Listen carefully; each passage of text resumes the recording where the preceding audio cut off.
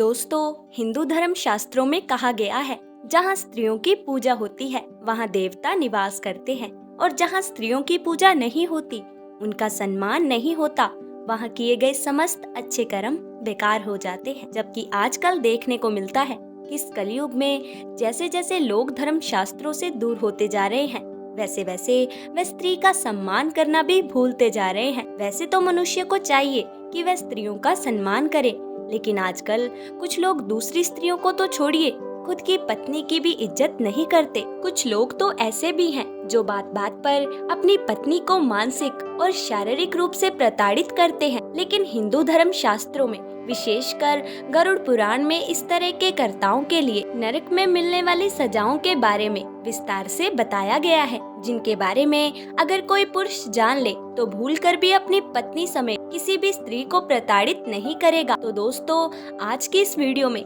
हम आपको बताएंगे कि गरुड़ पुराण के अनुसार जो पुरुष अपनी पत्नी को मानसिक या शारीरिक रूप से प्रताड़ित करता है, उसे मृत्यु के बाद किस तरह के कष्ट भोगने पड़ते हैं। इसके साथ ही आप जानेंगे कि इस विषय पर ज्योतिष शास्त्र और इस्लाम धर्म में क्या लिखा गया है। गरुड़ पुराण में एक प्रसंग आता है जहाँ पक्षीराज गरुड़ भगवान विष्णु से पूछते हैं कि हे नारायण, कलयुग में जब कोई पुरुष अपनी पत्नी को शारीरिक या मानसिक रूप से प्रताड़ित करेगा या फिर उसकी हत्या कर देगा, तो ऐसे पुरुषों को मृत्यु के बाद कैसी सजा मिलेगी। पक्षीराज गरुड़ की बातें सुनकर श्री नारायण ने मुस्कुराते हुए कहा, हे गरुड़, आपने कलयुग की प्रकृति को भली भांति समझा है। कलयुग में पुरुष अपनी पत्नी को निजी संपत्ति मानने लगेगा। कलयुग के पुरुष की इच्छा होगी कि भले ही वह कितनी भी स्त्रियों के साथ घूमे, लेकिन उसकी पत्नी उसके प्रति हमेशा वफादार ही रहे। कलयुग के पुरुषों की सबसे बड़ी विडंबना ये होगी कि घर के बाहर तो वह स्त्रियों को पुरुष के समान अधिकार की बड़ी बड़ी बातें करेंगे, लेकिन जब खुद की पत्नी उनसे अपना हक मांगेगी तो वह उसे मानसिक और शारीरिक रूप से प्रताड़ित करेंगे।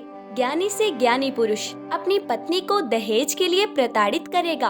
पराये पुरुषों से बातें करने पर वह अपनी पत्नी को शक की निगाह से देखेगा, और कुछ पुरुष तो सारी सीमाएं पार कर अपनी ही पत्नी की हत्या करने से पीछे नहीं हटेगा। अज्ञानतावश ऐसा मनुष्य ये भी जान नहीं पाएगा कि वह जीते जी अपनी पत्नी के साथ जो सारे कुकृत्य कर रहा है, मृत्यु के बाद उसे कितने जन्मों तक इन कर्मों का फल भुगतना होगा। हे गरुड़, जो पुरुष दहेज या फिर पुत्र की प्राप्ति न होने के कारण अपनी पत्नी को छोड़ देता है, ऐसे पुरुषों को कई जन्मों तक पक्षी बनकर रहना पड़ता है। इसके अलावा जो पुरुष अपनी पत्नी के साथ अत्याचार करता है, ऐसे पुरुषों को घोर नरक की सजाएं भुगतनी पड़ती है। ऐसे व्यक्ति को नरक में लोहे के भालों और मुग्दरों से तब तक पीटा जाता है जब तक उसके मुख से रक्त ना निकलने लगे। इसके अलावा जो भी पुरुष अपने पति होने का कर्तव्य पूरा नहीं करता, उसे मृत्यु के बाद असीतापत्र नाम के नरक में सजा भुगतनी पड़ती है। नरक के इस हिस्से में पापियों के शरीर को नुकीली धार वाले चाकू से गोदा जाता है और फिर कोड़े बरसाए जाते हैं। गरुड़ पुराण में कहा गया है, जो व्यक्ति मर्यादा की रेखा पार करता है, उसके लिए यमराज ने बड़ा ही कठोर दंड निर्धारित किया है। ऐसी स्त्री और पुरुष की जीवात्मा को दहकते लोहे खंबे का आलिंगन करवाया जाता है। इसके अलावा जो भी पुरुष महिलाओं को शादी का वचन देकर उनको धोखा देता है और फिर उससे शादी नहीं करता, उसे मृत्यु के बाद नरक में जानवर समझा जाता है और उसे अंधकपम नामक नरक में मलमूत्र भरे एक कुएं में अनंत काल के लिए डाल दिया जाता है। इतना ही नहीं, जो भी पुरुष अपनी पत्नी को अपमानित करता है, उसे मृत्यु के बाद यमदूतों द्वारा काल सूत्रम नामक नरक में भी ले जाया जाता है, जिसके बाद जलते हुए लावे पर दौड़ाया जाता है। ऐसे पुरुष के साथ वही व्यवहार किया जाता है जो जीवित रहते हुए उसने अपनी पत्नी के साथ किया था। इतना ही नहीं, ऐसे पुरुषों को मृत्यु के बाद मूत्र, रक्त, बलगम, जहरीले कीड़े और जानवरों के बीच सजा भुगतने के लिए छोड़ दिया जाता है।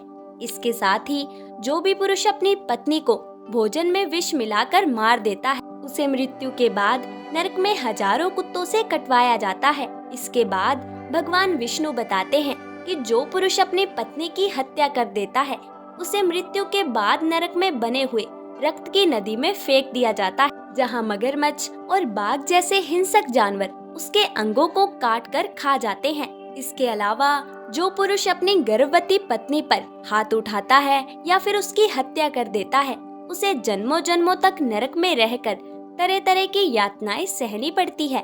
इस दौरान ऐसे पुरुषों की आत्माओं को गर्म रेत पर सैकड़ों सालों तक चलना पड़ता है, जिसके पश्चात उसे गर्म लोहे से बांध दिया जाता है और उसके हाथों और पैरों में कीलें ठोक दी जाती हैं। तो दोस्तों, ये तो थी स्त्रियों का उत्पीड़न करने वाले पुरुषों को मिलने वाली सजाएं। अब हम आपको ज्योतिष शास्त्र के अनुसार पत्नी का उत्पीड़न करने वालों के साथ इस मृत्यु लोक में क्या होता है उसे बताने जा रहे हैं। ज्योतिष शास्त्र के अनुसार पत्नी को सताने वाले व्यक्ति को शरण अपनी दशा एवं गोचर में कष्ट देते हैं और व्यक्ति आर्थिक एवं मानसिक रूप से हमेशा परेशान ही रहता है। जिनकी कुंडली में शनि अशुभ स्थिति में है, उन्हें शनि के कुप्रभाव में कमी लाने के लिए अपनी पत्नी को प्रसन्न रखना चाहिए। कोई भी महत्वपूर्ण कार्य में पत्नी का सहयोग जरूर लेना चाहिए।